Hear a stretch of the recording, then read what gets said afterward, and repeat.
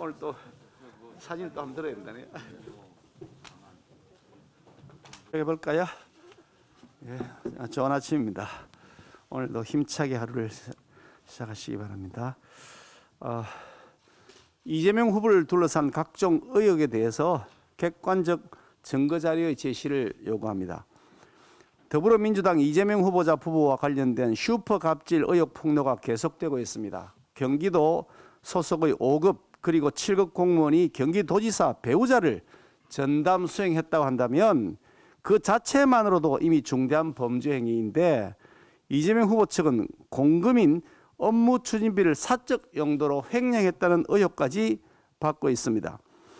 초밥, 과일, 샌드위치 등을 자택으로 계속 배달했다는 구체적 증언이 있으며 많게는 30인분의 샌드위치를 배달하다 보니 사모님 왜 이렇게 많이 드시냐는 얘기까지 했다고 합니다. 또 제사 음식을 법인카드로 준비했던 것으로 추정된다는 취지의 언론 보도도 있었습니다. 사실이라면 참으로 점스럽고 찌질한 행태가 아닐 수 없습니다. 이재명 후보는 나라에 돈이 없는 게 아니라 도둑이 너무 많다는 말을 자주 인용했었는데 알고 보니 이재명 후보의 셀프 디스가 아니었나 싶습니다. 그런데 그뿐만이 아닙니다. 경기도지사 시절 경기도 관용차를 부적절하게 사용했다는 의혹이 추가로 제기됐습니다. 이 패널을 한번 보시면요. 언론 보도에 의하면 이 사진 속의 제네시스 G80 차량 번호 40노 3803호는 경기도가 소유하고 있는 의전 차량인데 이재명 후보 자택 인근의 순회동 주민복지센터를 차고지로 지정해 두고 이 후보 자택인 순회동 아파트에 주차해 놓았다는 겁니다. 이재명 후보 자택 아파트에서 주차증을 발급받기도 했다고 합니다. 이 정도면 긴급 업무를 위해 잠시 주차한 것이 아니라 이재명 후보 자택에 상시 대기하면서 이재명 후보 부부의 사적 활동에 이용되었다고 보는 것이 우리 일반적인 국민들의 상식적 판단 아니겠습니까? 더욱이 경기도 관영차는 이 후보 장남이 고양시 소재 병원에서 퇴원할 때에도 이용되었다고 합니다.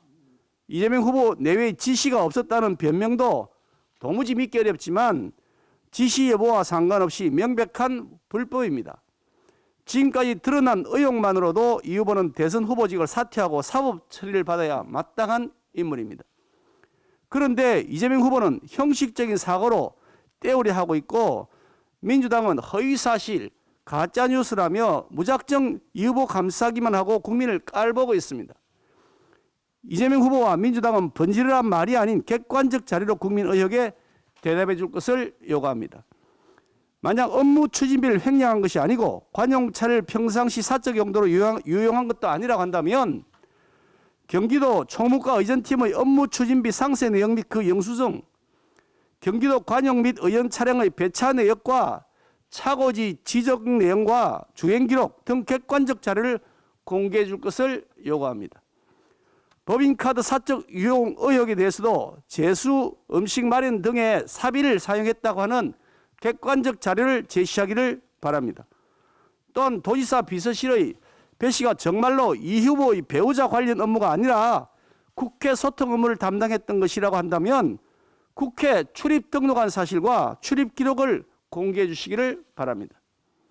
이런 기초 자료조차 공개할 자신이 없다면 이재명 후보의 억지스러운 변명은 거짓말이라고 인식될 수밖에 없습니다. 거짓말과 거짓말 또 이어지는 거짓말을 계속 반복하고 그래도 안 되면 아들은 남이라고 하는 해괴망측한 말까지 하는 우스꽝스러운 모습은 국민들에게 혐오감만 씹어줄 뿐입니다. 이러다가 아내도 남이라고 하는 말이 등장하지 않도록 국민들이 납득할 만한 최소한의 기초자료 제시할 것을 강력하게 요구합니다. 거짓말로 거짓을 덮으려는 꼼수는 이제 더 이상 통하지 않습니다. 민주당 김성주 의원을 즉각 출당시키고 확진자 투표 방안 마련도 즉각 실시되어야 한다는 말씀을 드리겠습니다. 지난 6일을 기준으로 해서 코로나 신규 확진자는 3만 5천 명대를 기록했습니다. 이 추세대로라면 2월 말에 1일 최대 17만 명까지 확진자가 나올 수도 있다고 합니다. 지난 2년간 국민들께서 적극적으로 백신 접종과 사회적 거리두기 방침에 협조해 주셨고 많은 의료진과 방역 담당자들이 희생한 결과라고 하기에는 참으로 안타까운 상황이 오늘 벌어지고 있습니다. 그런데 어제 민주당의 김성주 국회의원이 국회 보건복지위원회 회의에서 정부에 대해서 말하기를 확진자 관리 잘 하시고 빨리 치료해서 오히려 여당 후보 찍도록 관리 잘 해주기 바란다는 발언을 했습니다. 이게 무슨 말입니까? 코로나 관리를 잘해서 여당 후보를 찍도록 해야 된다? 코로나 가지고 지금 정치 노름하겠다는 겁니까? 귀를 의심하지 않을 수가 없습니다. 국회 보건복지위원회는 국민의 생명과 안전과 직결된 법을 다루고 관련 국가기관을 감시하는 엄중한 책임을 가지고 있습니다. 그런데 여당 복지위원회, 그것도 평의원도 아닌 간사의원이라는 사람이 국민의 생명과 안전은 뒷전이고 코로나를 잘 이용해서 어떻게든 선거에 표가 되는지 관리하라, 이렇게 얘기하고 있다는 것 아닙니까? 지금까지 많은 국민들은 결혼식 모임은 불가하고 민주노총 집회가 가능한 이유가 뭔지, 코로나가 야행성도 아닌데 21시 영업 제한을 이유가 도대체 뭔지, 정부의 원칙도 없고 일관성 없는 방역 기준에 많은 의문을 가지고 있었지만 국가 위기 상황에서 정부의 힘을 실어줘야 한다는 일념으로 참고 또 참아왔습니다. 정부는 이런 국민들에게 고마워하기는커녕 국민의 공을 가로채어서 K방역 운운하면서 자화자찬하기만 바빴고 방역 실패의 책임을 20대 청년 등 특정 집단에 돌리는 데에만 급급해 왔습니다. 그래서 과학 방역이 아니라 정치 방역한다는 비판이 계속 고조되어 왔던 겁니다. 김성주 의원의 위와 같은 발언은 그동안 민주당 정부가 정치 방역에 몰두해 왔다는 속내를 부지불식간에 드러낸 명확한 증거라고 판단됩니다. 김성주 의원은 보건복지위원회 간사 자격이 없는 것은 물론이고 국회의원 자격조차도 없습니다. 민주당은 즉각 김성주 의원을 간사직에서 사퇴시키는 것을 말할 것도 없고 민주당에서 출당 조치할 것을 요구합니다. 만약 그와 같은 조치를 하지 않는다면 정치 방역을 통해서 코로나를 잘 관리해서 선거에 어떻게 하면 도움이 되느냐, 국민의 생명과 안전은 안중에도 없는 정부라는 것을 명확하게 드러내는 것이라고 인식할 수밖에 없습니다. 또한 중앙선관위에도 대책 마련을 촉구합니다. 확진자 및 밀접 접촉자 모두 예외 없이 전원 투표권을 행사할 수 있도록 조치를 강구해야 합니다. 정부가 15일에 선거관계부처 장관회의를 한다고 하지만 정부를 믿을 수도 없고 시기도 너무 늦습니다. 국민의 선거권이라는 신성한 헌법상 기본권을 완벽하게 보장하도록 신속히 투표 방안을 마련해야 합니다. 그렇게 하도록 국회 정개특위를 열어서 여야 합의로 하루빨리 선거법 개정 등 보완 입법을 마련해야 합니다. 오늘이라도 당장 국회 정개특위를 개최합시다. 민주당의 적극적인 협조를 촉구합니다.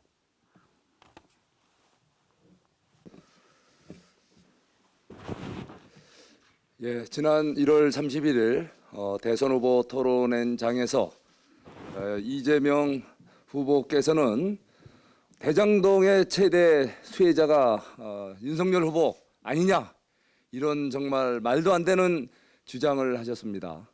예, 대장동 사태 관련자 가족이 우리 또 이준석열 후보의 가족의 주택을 구매해 준 게 아주 엄청난 큰 혜택이 같다, 이렇게 주장을 하고 있습니다. 거기에 요즘 또 소위 50억 클럽에 대한 수사가 본격화되고 있습니다. 마치 이번 대장동 시대의 특혜비리 사건을 갖다가 마치 우리 국민의힘 관계자들을 의한 사건인 것처럼 호도하고 있습니다. 자, 이것이 국민들께 이게 통하겠습니까? 이렇게 말도 안 되는 주장 제발 중단하십시오. 저는 이번 대장동 특혜비리 사건은 그야말로 성남시 지방 권력과 이런 개발 비리 세력들의 합작품입니다. 그 중심에는 그 이재명 후보께서 스스로 말씀하신 대로 바로 시장 본인이 설계했다고 했습니다. 그 설계 내용 정확히 다시 한번 돌아볼까요? 자, 이 대장동 개발은요, 근거법이 도시개발법입니다. 그런데 민주당에서는 바로 이 도시개발 비리는 바로 도시개발 제도의 허점 때문에 생긴 비리다. 그러면서 도시개발법이 아닌 개발이익환수법을 개정하자고 주장을 하셨어요. 지금은 철회했죠. 말이 안 되는 얘기를 스스로 인정하니까. 자, 도시개발법을 적용한 이 사태는 철저하게 성남시의 각종 인허가권이 작용을 해서 바로 발생한 특혜비리 사건입니다. 토지 수용권, 바로 제가 양도구역이라고 말씀드렸죠. 소위 공공개발이라는 양타를 쓰고 사실상 김만배 씨와 성남시의 몸통 핵심 관계자들이 같이 공모해서 만든 바로 이 양타를 쓴 공공개발의 탈을 쓴 사실상 화천대로라는 민간개발 사업 아닙니까? 토지 수용권을 통해서 땅을 싸게 뺏어갖고 수의계약, 용적률 상향, 자산관리 수수료 특혜, 분양용지 전환, 분양가 상한제 미적용, 인허가 편의, 이러한 8대 특혜를 주면서 1조 원 가까운 막대한 특혜 이익을 안긴 사건입니다. 바로 더 황당한 것은 말이죠, 이런 특혜 비리 설계뿐만 아니라 바로 이번 사건은 고도의 대형 보험 사기 사건 성격을 갖고 있다는 겁니다. 요즘 말씀하시는 50억 클럽, 이분들이 여기에 어떻게 연루됐습니까? 직원들, 또 무슨 인연으로 이 대장동 사태 핵심 관계자들이 이 은닉하려던, 또 이걸 유용하려던 이 대형 자금을 결국은 돈을 던져주면서 돈 받은 자 범인 하면서 이 사태의 본질을 흐리는 희한한 보험 사기 사건입니다. 제발 진상을 이 수사당국에서는 그 몸통, 이 보험 설계가 단순히 요즘 55 클럽에서 나오는 대로 야권에만 적용됐겠습니까? 여권에 대한 보험 설계 내용도 철저히 조사하시고 이 인허가권에 직접 관여했던 몸통 수사 제대로 해주시기 바랍니다. 이상입니다. 네, 어제 그 보건복지 전체회의에서 민주당 간사가 정부를 상대로 여당 후보를 찍을 수 있도록 코로나 관리를 해달라며 대놓고 강권서거를 요구하는 일이 어제 벌어졌습니다. 민의의 전당인 국회에서 그것도 코로나 확진자가 폭증해 추경을 심의해야 하는 중차대한 자리에서 다른 사람도 아닌 코로나로부터 국민의 목숨을 지키기 위해 일하고 있는 정은경 질병청장을 상대로 그런 요구를 했다는 점에 대해서 저희 야당 의원들을 포함해서 그 자리에 참석한 모두가 아연실색했습니다. 민주당의 눈에는 코로나19로 위협받고 있는 국민 생명 하나하나가 오로지 대선, 정권 획득을 위한 표 한 장으로밖에 보이지 않는다는 겁니까? 민주당 간사의 발언대로라면 그동안 여당이 K방역 홍보에 열을 올렸던 이유도 의심하지 않을 수 없습니다.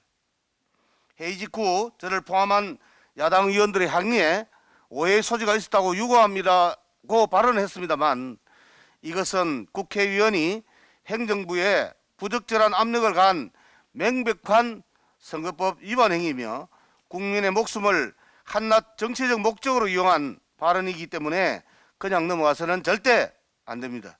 당 차원에서 정식적으로 선관위에 문제 제기를 해야 하며 민주당은 공식적으로 국민 앞에 사과하는 모습을 보이기를 강력하게 촉구하는 바입니다. 어제 베이징 동계올림픽에서 심판의 석연찮은 판정으로 1등으로 통과한 우리나라 선수가 결승 진출에 실패하지 않았습니까? 심판이 공정하지 못하니까 전 국민이 분노에 차 있는 것입니다. 앞으로 다가올 대선 공정해야 합니다. 벌써부터 정부 여당이 부당하게 압력을 행사하는 것은 국민의 분노만 낳을 것임을 민주당은 맹심해야 할 것입니다. 한 가지 더 말씀드리겠습니다. 어제 정부의 발표대로라면 코로나 확진자가 2월 말쯤 되면 하루 17만 명까지 발생할 수 있다고 합니다. 하지만 정부는 사전투표 이후 코로나19에 확진된 국민들은 우편투표 혹은 특별 사전투표소를 통한 투표조차 불가능한데 투표권을 행사할 방법을 현재까지 마련하지 않고 있습니다.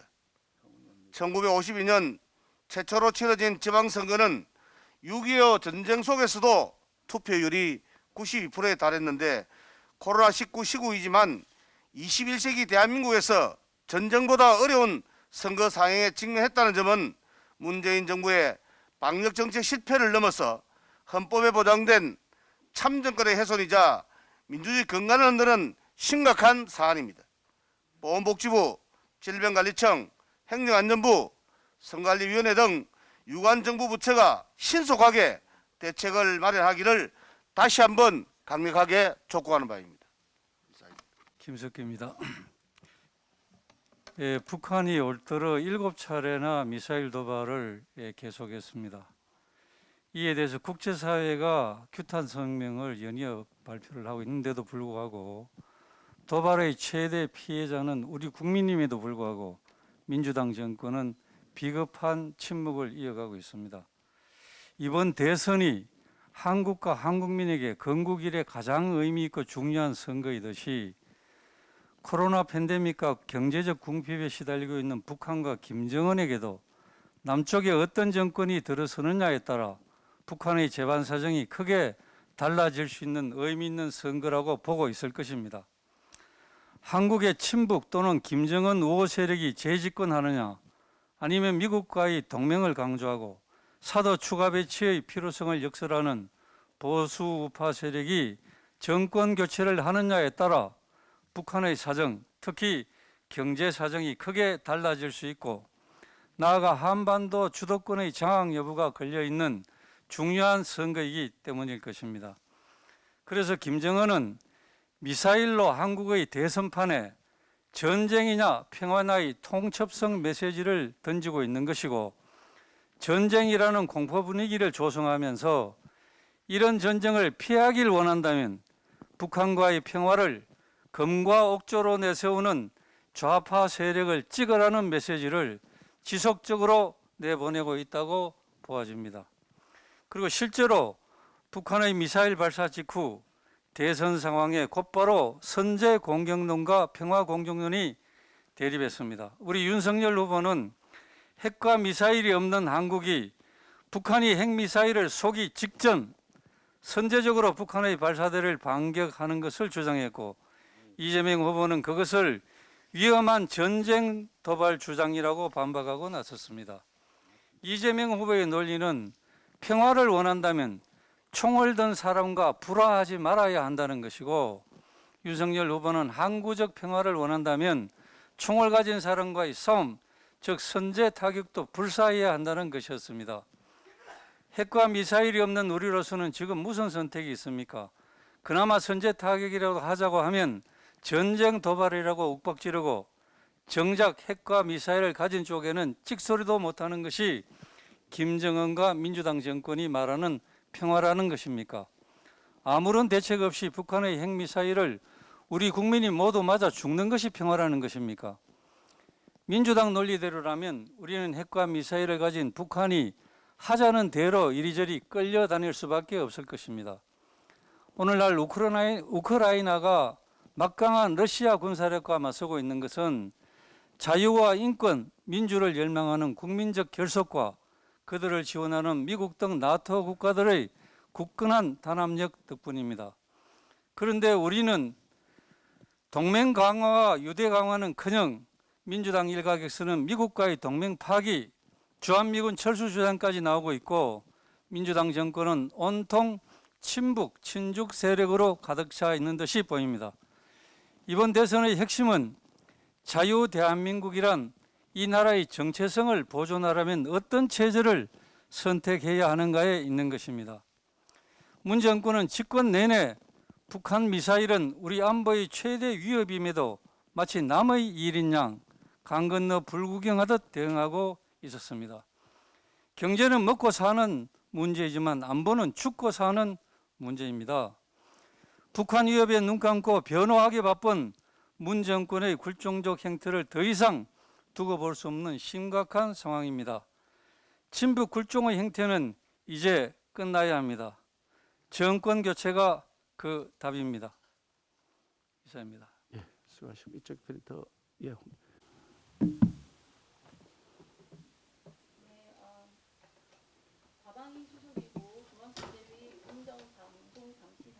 마이크 좀 누르시. 네, 황보승희 의원입니다. 전대미문의 언론 탄압에 대해서 말씀드리겠습니다.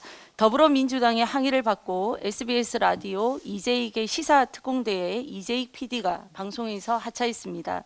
이재명 후보의 부인 김혜경 씨가 경기도 법인카드를 이용해 소고기, 초밥 등을 구매한 것과 관련해 이 PD가 가요에 빗대 비판했기 때문입니다. 민주당은 집권 여당의 힘이 무엇인지 보여줬습니다. 그런데 집권 여당의 힘은 선택적이라는 게 문제입니다. 친여 방송인 주진우는 KBS에서 윤석열 후보에 대해 정책이나 언변, 태도가 부족하다. TBS에서 술과 음식 앞에 굉장히 진정성이 있다며 조롱하고 희화화했습니다.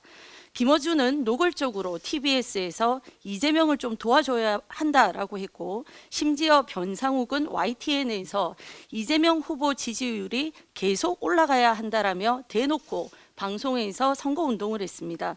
그런데도 이들은 모두 집권 여당의 힘 때문인지 그대로 자리를 지키고 있습니다. 과거 이정현 전 의원은 방송사에 전화를 걸었다는 이유로 벌금형을 받았습니다.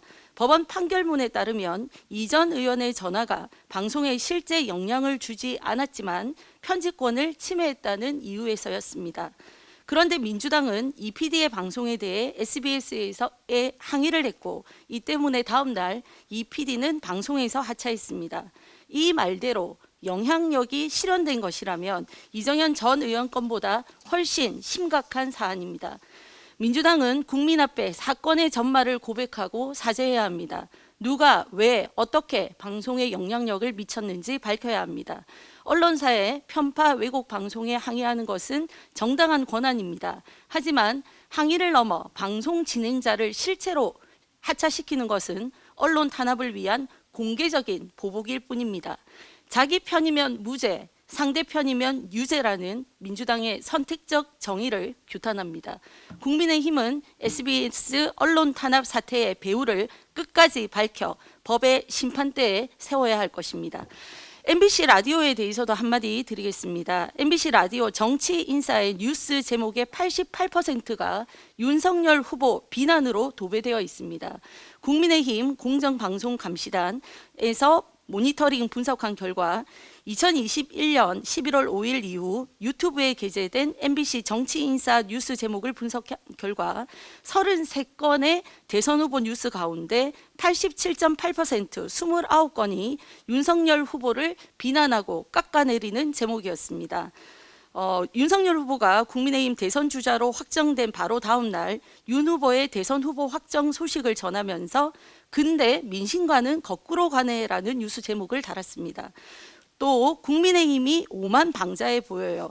윤 급기야 철진한 색깔론, 굿당이 움직인 윤석열, 윤 처갓집 비리 쉴드가 우선이었나, 윤석열 자필 편지 또 무슨 사고를 쳤길래, TV토론 또 무산, 윤석열 미천 드러날까봐 등으로 윤 후보 뉴스에 부정적인 제목을 달았습니다. 반면 더불어민주당 이재명 후보 뉴스에는 낯 뜨거운 찬양 일색의 제목을 달았습니다. 이재명이 잘한 세 가지, 해외 언론에서도 화제가 된 이재명 탈모 공약이라는 식입니다. MBC는 부끄러움을 모르는 것인지 공영 방송이기를 포기한 것인지 묻지 않을 수가 없습니다. 심지어 MBC는 뉴스 제목으로 여론 조작을 시도하기도 했습니다. 이재명 후보의 형님 부부 욕설 뉴스에 대해서 이재명 욕설 안 먹히는 이유라는 식으로 실제 여론과 전혀 다른 내용의 제목을 달았습니다.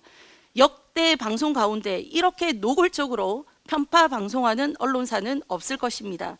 국민의힘은 더 이상 좌시하지 않을 것임을 경고합니다. MBC는 즉각 선거 개입, 여론 조작 방송을 중단해야 하고 그렇지 않을 경우 전대미문의 국민적 심판에 직면하게 될 것입니다. 이상입니다. 간사 유성걸 의원입니다. 문재인 정권 5년간 근로자가 부담하는 사회보험료를 포함한 세금이 크게 증가했습니다. 2016년부터 2021년까지 근로자 임금 상승률과 세금 부담 상승률을 비교해 보았는데 5년 전에 비해서 근로자 임금은 17.6% 증가했지만 사회보험료를 포함한 세금 증가율은 39.4% 증가했습니다. 이것은 한국경제연구원 분석 자료입니다. 특히 근로소득세 월 평균은 2016년도에 10만 2,740원에서 2021년 작년도에 17만 5,260원으로 70.6%나 증가했습니다. 게다가 물가까지 올랐으니까 버는 돈은 늘어나기는 늘어났습니다만 그보다도 훨씬 더 많이 높은 증가율로 세금이 늘어났다는 겁니다. 결국은 삶이 왜 이렇게 팍팍하게 느껴졌는지 그 이유를 충분히 이해하실 겁니다. 밥상 물가로 불리는 식료품 및 비주류 음료 물가 상승률도 5년간 17.6%로 OECD 37개 국가 중에서 8위를 차지했습니다. 특히 전국 아파트 중위매매 가격 기준으로 해서 집값은 41.7%, 전세 가격은 29.4%나 올랐습니다. 근로자들이 매달 버는 돈을 한 푼도 쓰지 않고 모아도 집 사는 데에 21년이 걸리는 걸로 그렇게 분석이 됐고 전셋집 구하는데도 11년 반이나 걸리는 것으로 이렇게 나타났습니다. 2016년 대비해서 9.2년 또 3.5년 각각 증가한 그런 수치입니다. 문재인 정권은 그냥 그간에 경제 성장률이 G7 국가를 넘어선다는 등 코로나19 위기를 잘 극복하는 모범 국가로 평가받고 있다는 등 자화자찬의 열을 올렸지만 실상은 서민들, 국민들 팍팍한 삶으로 나타났다는데 큰 문제가 있는 것을 말씀드립니다. 정부가 걷는 세금으로 주머니는 비어가고 있는데 물가는 상승하고 대출 이자는 눈덩이처럼 불어나고 있습니다. 내 집 마련 꿈도 점점 더 멀어가고 있습니다. 방역 우수 국가에서 코로나19 감염 숫자는 지금 3만 명 이상이 되고 있습니다. 소상공인들 굉장히 어렵습니다. 이것이 바로 이 문재인 정부가 그토록 이야기했던 한 번도 경험하지 못한 그런 나라인 것입니까? 차기 정부가 이 모든 것을 제자리로 돌려놓아야 합니다. 이번 대선에서 국민 여러분들의 현명한 판단이 필요한 이유입니다. 정권 교체가 필요한 이유입니다. 고향에게 다시 생선을 맡기는 일이 일어나서는 되지 않겠습니다. 다음은 소상공인 금융 지원 관련돼서 한 말씀 드리겠습니다. 코로나 직격탄을 맞은 중소기업과 소상공인 자영업자에게 적용되던 대출 만기 연장 원리금 상환 유예가 다음 달로 끝이 납니다. 3월로 끝이 납니다. KB 국민은행 등 5대 시중은행이 약 2년간의 소상공인 중소기업의 대출 만기를 연장해 주거나 이자를 유예해 준 총액이 139조 원에 이릅니다. 코로나19 오미크론이 여전히 지금 확산세고 코로나로 인한 영업 제한이 지속되고 있어서 소상공인 자영업자 어려움이 계속되고 있는 그런 상황입니다. 그런데도 불구하고 3월에 끝이 나면은 그 어려움은 더 가중이 될 것입니다. 한국은행은 3월 대출 만기 연장 원리금 상환유예 조치가 끝난다면은 자영업자의 DSR 총부채 원리금 상환 비율이 2.2% 포인트나 올라간 41.3%에 이를 것으로 지금 추정을 하고 있습니다. 이 말은 결국은 100만 원을 벌면은 41만 원을 원리금 상환에 써야 된다는 그런 이야기 됩니다. 물론 이것은 평균이기 때문에 실제로 부담은 더 클 가능성이 많습니다. 그럼에도 금융위는 최근 3월 말 종료를 재차 확인하고 있는 그런 상황입니다. 대출 상환이 안 될 경우에 자영업자가 맞게 될 그런 어려움, 금융권이 부실 채권을 떠안게 될 것임을 감안한다면 연착륙이 무엇보다도 지금 중요한 그런 상황입니다. 금융권과 금융기관은 리스크 관리를 강화하고 취약 고위험 자영업자에 대한 맞춤형 관리 방안을 신속하게 마련할 것을 강력하게 주문합니다. 이상입니다. 원내부대표 조명희 의원입니다. 정부의 비과학적 무능 방역으로 코로나 1일 확진자 수가 3일째 3만 명, 누적 확진자가 104만 명에 육박합니다. 3, 4주 후에는 1일 10만 명으로 넘어선다는 전문가 예측에 국민들이 불안에 떨고 있습니다. 그런데 어제 정부는 예고도 없이 무책임한 방역 전환 정책을 발표했습니다. 60세 미만 재택 치료자는 의료기관의 정기 모니터링도 없고 치료 키트도 못 받게 했습니다. 이제 국민들에게 알아서 나아라, 각자 도생하라는 겁니다. 이게 말이 됩니까? 이대로면 3월 9일 대선에서 코로나 확진자 수백만 명이 투표를 하지 못할 수도 있습니다. 그런데 현행 선관위 지침상 투표일에 확진 격리된 국민은 투표할 방법이 전혀 없습니다. 수십만 수백만 국민이 정부 여당의 방역 실패, 민생 폭망, 안보 파탄 책임을 물을 수 없게 될 수도 있다는 겁니다. 비과학적 거리두기 방역 패스로 국민들 삶을 억제더니 이제 헌법상 기본권인 투표권까지 함께 자가격리시키려는 겁니까?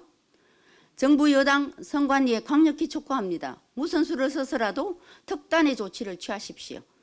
위험도는 최대한 줄이면서 국민 참정권은 확실히 보장할 대책을 하루속히 마련하십시오.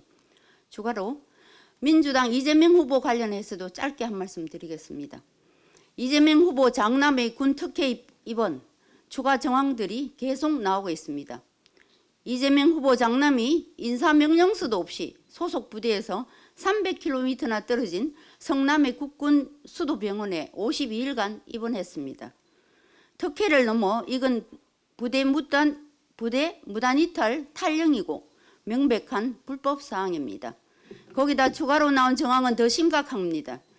국군 수도병원으로부터 특혜를 제공받고 그 이듬해인 2015년 성남시가 국군 수도병원을 관할하는 국군 업무사령부 건물 고도를 높일 수 있도록 부지 용도를 바꿔줬다고 합니다. 이곳의 용도 변경 인허가 권자가 바로 성남시장이었던 이재명 후보였습니다. 이게 말이 됩니까? 대선을 앞두고 나를 위해 이재명이라고 외치는 이재명 후보, 나를 위해 특혜, 나를 위해서는 불법도 마다 않는 이게 이재명 후보가 만들겠다는 대한민국입니까? 특혜, 불법이 있었는지 정말 철저한 진상조사, 수사가 반드시 필요합니다. 이상입니다. 예, 문체위 국민의힘 간사 김성수입니다. 국민 여러분, 언론인 여러분, 어제 동계올림픽 쇼트트랙 보셨습니까? 아마 쇼트트랙을 시청하신 많은 국민들은 어처구니없는 결과에 의의가 없으셨을 것 같습니다. 개막식 때 한복 입은 조선족 여성을 내세운 한복 공정으로 우리 온 국민의 화를 돋구더니 어제는 말도 안 되는 쇼트트랙 편파 판정으로 많은 국민들을 분노케 하고 밤잠을 설치게 했습니다. 어제 베이징 올림픽 쇼트트랙 남자 1000m 경기에서 우리 황대현 선수와 이준서 선수는 준결승에서 각각 조 1위와 2위로 골인했습니다. 그런데 그 이후에 어떤 납득할 만한 설명도 없이 비디오 판독에서 모두 실격 처리되었습니다. 중국의 홈 트세 판정과 메달 욕심에 베이징 올림픽은 시작부터 막장 올림픽으로 치닫고 있습니다. 도대체 이런 말도 안 되는 일이 어디 있습니까? 동계올림픽이 무슨 중국 전국체전입니까?